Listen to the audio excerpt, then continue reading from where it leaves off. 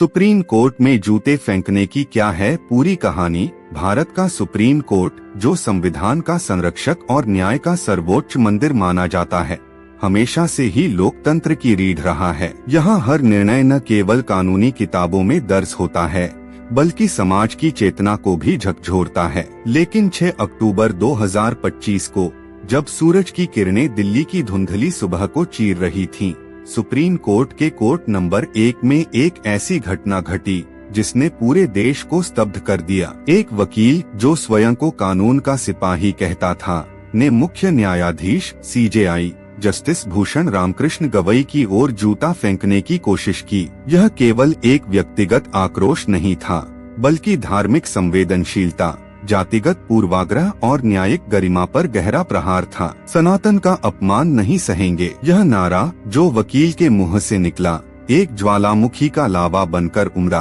और पूरे supreme court को हिलाकर रख दिया। यह कहानी केवल एक जूते की उछाल तक सीमित नहीं है। यह सनातन धर्म की रक्षा के नाम पर हिंसा, दलित समुदाय के खिलाफ छिपे पूर्वाग्रह और न्यायपालिका की अखंडता पर सवालों की लंबी परंपरा का प्रतिबिंब है। इतिहास से लेकर उसके बाद की राजनीतिक प्रतिक्रियाओं, सामाजिक बहसों और सबकों तक, यह कथा न केवल तथ्यों पर आधारित है, बल्कि मनोवैज्ञानिक, सामाजिक और कानूनी आयामों को भी छूती है, ताकि पाठक समझ सके कि कैसे एक छोटी सी हरकत पूरे राष्ट्र की चेतना को चुनौती दे सकती है। इस घटना की जड़ें 16 सितंबर 2025 को सुप्रीम कोर्ट के एक फैसले में हैं। खजुराहो के प्रसिद्ध जवारी मंदिर में भगवान विष्णु की प्राचीन मूर्ति को पुनर्स्थापित करने की जनहित याचिका PIL पर सुनवाई हो रही थी। यह मंदिर, जो चंदेल वंश की स्थापत्य कला का चमत्कार है, सदियों से हिंदू धरोहर का प्रतीक रहा है। याचिकाकर्ताओं का दावा था कि मूर्ति को वर्षों पहले हटाया गया था और अब उसे वापस स्थापित करने का समय आ गया है। लेकिन CJI जस्टिस BR गवई की बेंच ने इस याचिका को खारिज कर दिया। फैसले के दौरान जस्टिस गवई ने एक टिप्पणी की, जो विवाद का केंद्र बनी, भगवान विष्णु से प्रार्थना करें, अदालत से नहीं। यह वाक्य, जो न्यायिक संयम का प्रतीक था, कुछ लोगों को धार्मिक अपमान के रूप में लगा। हिंदू संगठनों और धार्मिक उत्साहियों ने इसे सनातन धर्म के खिलाफ हमला करार दिया। सोशल मीडिया पर सनातन अपमान ट्रेंड करने लगा और कई वकीलों ने इसे न्यायपालिका का धर्म विरोधी रुख बताया। राकेश किशोर, 71 वर्षीय अधिवक्ता, इसी आक्रोश का शिकार बने। किशोर, जो 2009 में दिल्ली बार काउंसिल में पंजीकृत हुए थे, लंबे समय से हिंदू संगठनों से जुड़े रहे। वे बार एसोसिएशनों में सक्रिय थे और धार्मिक मामलों पर अक्सर आवाज उठाते थे। लेकिन यह पहली बार नहीं था जब उन्होंने विवादास्पद बयान दिए। 2023 में वे अयोध्या राम मंदिर फैसले पर एक सेमिनार में न्यायपालिका का हिंदू विरोधी पूर्वाग्रह बोलकर सुर्खियों में आए थे। खजुराहो फैसले के बाद किशोर ने कई बार सुप्रीम कोर्ट के बाहर प्रदर्शन किए। वे कहते थे, जब न्यायाधीश स्वयं भगवान का अपमान करते हैं तो वकील क्या करे। यह आक्रोश धीरे धीरे उनके मन में जहर बन गया। मनोवैज्ञानिक दृष्टि से देखें तो यह संज्ञानात्मक असंगति का मामला था, जहां व्यक्ति अपनी धार्मिक आस्था और पेशेवर कर्तव्य के बीच फंस जाता है। किशोर की उम्र 71 वर्ष भी एक कारक थी। वृद्धावस्था में धार्मिक कट्टरता अक्सर बढ़ जाती है, जैसा कि कई अध्ययनों में पाया गया है। लेकिन क्या यह केवल व्यक्तिगत था? नहीं, यह व्यापक सामाजिक ध्रुवीकरण का हिस्सा था, जहां धर्म और जाति के नाम पर न्याय को चुनौती दी जा रही थी। सुबह के 11:35 बजे सुप्रीम कोर्ट का कोर्ट नंबर 1 सामान्य व्यस्तता में डूबा था। भारी लकड़ी के दरवाजे, ऊंची छतें और वकीलों की भारी भीड़, यह दृश्य रोज का था। CJI जस्टिस BR गवई, जो 2024 में इस पद पर आसीन हुए थे, अपनी बेंच पर बैठे थे। जस्टिस गवई महाराष्ट्र के नागपुर से ताल्लुक रखने वाले दलित समुदाय के पहले CJI, अपनी शांत और संयमित शैली के लिए जाने जाते थे। उनकी बेंच पर कई संवेदनशील मामले लंबित थे, जिनमें से एक था उत्तर प्रदेश के एक भूमि विवाद का। वकील उल्लेख कर रहे थे और हवा में तनाव का कोई संकेत नहीं था। अचानक भीड़ के बीच से एक व्यक्ति आगे बढ़ा। वह राकेश किशोर थे, काला कोट पहने, लेकिन चेहरे पर आक्रोश की लाली। वे सीधे जस्टिस गवई के डायस उपस्थान स्थल की ओर बढ़े। अदालत के नियमों के अनुसार कोई भी व्यक्ति बिना अनुमति के इतना निकट नहीं पहुंच सकता, लेकिन हंगामा इतना तेज था कि सुरक्षाकर्मी एक क्षण के लिए स्तब्ध रह गए। किशोर ने चिल्लाना शुरू किया, सनातन का अपमान नहीं सहेंगे, भगवान विष्णु का अपमान बर्दाश्त नहीं। उनकी आवाज गूंजी और पूरा कोर्ट रुक गया। फिर उन्होंने अपना दायां जूता उतारा, एक साधारण चमड़े का जूता जो शायद उनके आक्रोश का प्रतीक बन गया। जूता हवा में उछला, लेकिन सटीक निशाना नहीं लगा। आसपास के वकीलों और सतर्क सुरक्षा कर्मियों ने किशोर को तुरंत दबोच लिया। जूता फर्श पर गिरा, एक धड़ाके के साथ, जो अदालत की गरिमा को चीर गया। जस्टिस गवई शांत रहे, उनके चेहरे पर न तो भय था न क्रोध। उन्होंने केवल कहा, ऐसी हरकतों का हमें कोई असर नहीं पड़ता, सुनवाई जारी रखें। यह उनकी संयम की मिसाल थी। लेकिन कोर्ट रूम में अफरा-तफरी मच गई। वकील चिल्ला रहे थे, कुछ किशोर को पीटने को उतारू हो गए। पुलिस ने उसे हिरासत में ले लिया और पूछताछ शुरू हो गई। बाहर खबर फैल गई, सोशल मीडिया पर वीडियो वायरल हो गए, धुंधला लेकिन स्पष्ट, जहां किशोर का चेहरा तमतमाया दिख रहा था। ट्विटर, अब एक्स पर सुप्रीम कोर्ट अटैक ट्रेंड करने लगा। कुछ ने इसे हिंदू जागरण कहा तो कुछ ने न्यायिक हत्या का प्रयास। लेकिन सच्चाई यह थी कि यह घटना न्यायपालिका के लिए एक काला धब्बा थी। Supreme Court Advocates on Record Association SCAORA ने तुरंत क्षोभ व्यक्त किया और कहा कि ऐसी हरकतें पेशे की गरिमा को कलंकित करती हैं। राकेश किशोर कौन हैं? 71 वर्षीय यह वकील 2011 में सुप्रीम कोर्ट बार में पंजीकृत हुए थे। उनका करियर सामान्य था, ज्यादातर सिविल और संवैधानिक मामलों में अभ्यास। लेकिन उनकी असली पहचान धार्मिक संगठनों से जुड़ाव से थी। वे विश्व हिंदू परिषद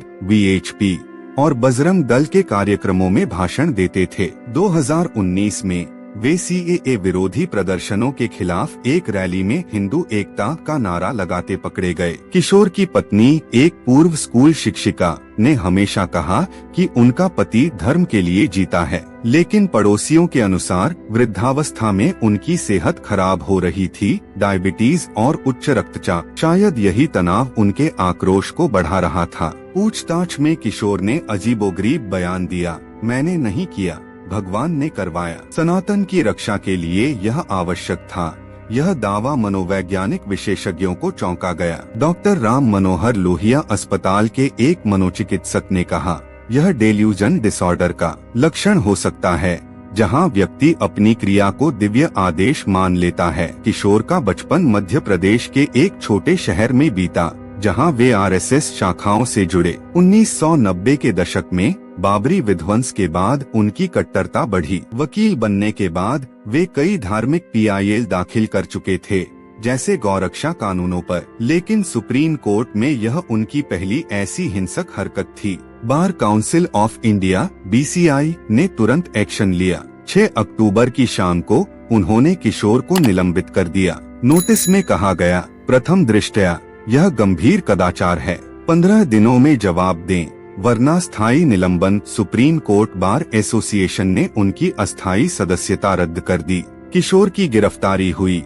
और दिल्ली पुलिस ने IPC की धारा 307 हत्या का प्रयास और 153 धार्मिक भावनाओं को ठेस पहुंचाना के तहत केस दर्ज किया। लेकिन सवाल यह था, क्या यह केवल व्यक्तिगत पागलपन था या संगठित साजिश? जस्टिस भूषण रामकृष्ण गवई का जीवन संघर्षों की किताब है। 1959 में नागपुर में जन्मे, वे दलित परिवार से हैं। उनके पिता एक स्कूल शिक्षक थे जो आम्बेडकरवादी विचारों से प्रभावित थे। गवई ने बॉम्बे विश्वविद्यालय से कानून की डिग्री ली और 1985 में वकालत शुरू की। 2003 में बॉम्बे हाई कोर्ट के जज बने और 2019 में सुप्रीम कोर्ट पहुँचे। 2024 में CJI बनना उनका सपना था, दलित समुदाय के लिए ऐतिहासिक। गवई की जजमेंट स्टाइल संयमपूर्ण है। वे संविधान की भावना पर जोर देते हैं, न कि धार्मिक भावुकता पर। खजुराहो मामले में उनकी टिप्पणी, भगवान से प्रार्थना करें, न्यायिक दूरी का प्रतीक थी, लेकिन कुछ ने इसे अपमान माना। घटना के बाद गवई ने सुप्रीम कोर्ट के अधिकारियों से मीटिंग की। उन्होंने कहा, न्यायपालिका मजबूत है, ऐसी घटनाएं हमें नहीं डिगा सकती। लेकिन आलोचकों ने कहा कि यह जातिगत हमला था। तेजस्वी यादव ने ट्वीट किया, क्या दलित सीजेआई भी सुरक्षित नहीं? यह संविधान पर प्रहार है। गवई का व्यक्तिगत जीवन सादा है। वे ध्यान करते हैं और परिवार के साथ समय बिताते हैं। इस घटना ने उन्हें झकझोरा, लेकिन उन्होंने इसे सार्वजनिक नहीं किया। दलित संगठनों ने इसे अनुसूचित जाति के खिलाफ हिंसा करार दिया। घटना के तुरंत बाद सुप्रीम कोर्ट में हंगामा मच गया। वकील संगठनों ने आपात बैठक बुलाई। कोरा ने बयान जारी किया, यह पेशे के लिए शर्मनाक है। किशोर को स्थायी रूप से प्रतिबंधित किया जाए। पुलिस ने कोर्ट के बाहर सुरक्षा बढ़ा दी। बाहर हिंदू संगठनों के कार्यकर्ता इकट्ठा हो गए, सनातन जिंदाबाद के नारे लगाते। लेकिन दलित संगठनों ने काउंटर प्रदर्शन किया। जातिवाद का अंत का नारा देकर राजनीतिक दलों ने इसे भुनाया। बीजेपी ने न्यायिक गरिमा पर हमला कहा, जबकि आरजेडी और कांग्रेस ने जातिगत साजिश का आरोप लगाया। रामदास आठवले ने कहा, यह दलित सीजेआई पर हमला है। SC सेंट एक्ट के तहत कार्रवाई हो। पीएम मोदी ने ट्वीट किया, न्यायपालिका पर हमला असहनीय है। कानून अपना काम करेगा। विपक्ष ने इसे संसद में उठाया, लेकिन सत्र स्थगित हो गया। मीडिया ने 24x7 कवरेज किया। NDTV से लेकर रिपब्लिक टीवी तक बहसें हुई। क्या धार्मिक भावनाएं न्याय से ऊपर हैं? BCI का एक्शन त्वरित था। 7 अक्टूबर को किशोर को कारण बताओ नोटिस जारी हुआ। सुप्रीम कोर्ट ने आंतरिक जांच समिति गठित की। IPC धारा 124 राजद्रोह भी जोड़ी गई, क्योंकि यह राज्य प्रतीक पर हमला था। किशोर को 14 दिन की न्यायिक हिरासत में भेजा गया। वकील संगठनों ने सुझाव दिया कि बार काउंसिल को मानसिक स्वास्थ्य जांच अनिवार्य करनी चाहिए। यह घटना वकीलों के आचरण संहिता पर सवाल उठाती है। एडवोकेट्स एक्ट 1961 की धारा 35 के तहत कदाचार पर निलंबन संभव है, लेकिन क्या यह पर्याप्त है? विशेषज्ञों का कहना है कि सुप्रीम कोर्ट को सुरक्षा प्रोटोकॉल मजबूत करने चाहिए। यह घटना भारत के सामाजिक विखंडन को उजागर करती है। सनातन धर्म के नाम पर हिंसा यह नया नहीं है। 1992 का बाबरी विध्वंस, 2020 के दिल्ली दंगे, सभी में धार्मिक आक्रोश था, लेकिन यहाँ ट्विस्ट जाति का था। गवई दलित हैं और किशोर ऊपरी जाति से। आठवले का बयान सही था। दलित जज पर हमला इसलिए क्योंकि वे ऊंचे पद पर हैं। NSSO के आंकड़े बताते हैं कि दलितों पर हिंसा 20% बढ़ी है। महिलाओं का नजरिया भी महत्वपूर्ण। कई महिला वकीलों ने कहा, यह पितृसत्तात्मक कट्टरता है। सोशल मीडिया पर जस्टिस फॉर गवई चला, लेकिन कुछ हिंदू समूहों ने किशोर को वीर कहा, जो खतरनाक है। यह बहस उठाती है, क्या धार्मिक भावनाएं हिंसा को जायज ठहराती हैं? राजनीति में यह घटना ईंधन बनी। तेजस्वी यादव ने इसे मोदी सरकार की विफलता कहा। बीजेपी ने विपक्ष को वोट बैंक पॉलिटिक्स का आरोप लगाया। संसद में बहस हुई, लेकिन कोई ठोस कदम नहीं। PMO ने गवई से बात की, लेकिन गोपनीय रही। यह दिखाता है कि न्यायपालिका राजनीति से ऊपर है, लेकिन प्रभावित होती है। मीडिया ने इसे सनसनी बनाया। टीवी चैनलों पर डिबेट्स चली, क्या जस्टिस गवई ने गलती की? लेकिन प्रिंट मीडिया ने गहराई दी। द हिंदू ने संपादकीय लिखा, न्याय का अपमान धर्म का नहीं। सोशल मीडिया ने फेक न्यूज फैलाई, जैसे किशोर RSS का एजेंट। डॉक्टर अरुण मूर्ति JNU के मनोवैज्ञानिक कहते हैं, यह फ्रस्ट्रेशनेग्रेशन थ्योरी का उदाहरण है। धार्मिक असफलता हिंसा में बदल जाती है। किशोर का केस PTSD जैसा लगता है, लेकिन जांच बाकी है। समाज को ऐसे मामलों के लिए काउंसलिंग चाहिए। यह पहली घटना नहीं। 1980 में इंदिरा गांधी के आपातकाल के बाद जजों पर दबाव पड़ा। 2019 में अयोध्या फैसले पर धमकियां मिली, लेकिन जूता फेंकना नया है। ब्रिटेन में जॉर्ज बुश पर जूता फेंका गया था, लेकिन यहाँ न्यायिक। इस घटना से सीख: 1, कोर्ट में सुरक्षा बढ़ाए। 2, वकीलों के लिए एथिक्स ट्रेनिंग। 3, धार्मिक मामलों में संवेदनशीलता। सरकार को SC सेंट एक्ट सख्ती से लागू करना चाहिए। सुप्रीम कोर्ट में जूते की यह उछाल एक चेतावनी है। यह धर्म और जाति के नाम पर हिंसा को रोकने का आह्वान है। जस्टिस गवई की शांति हमें सिखाती है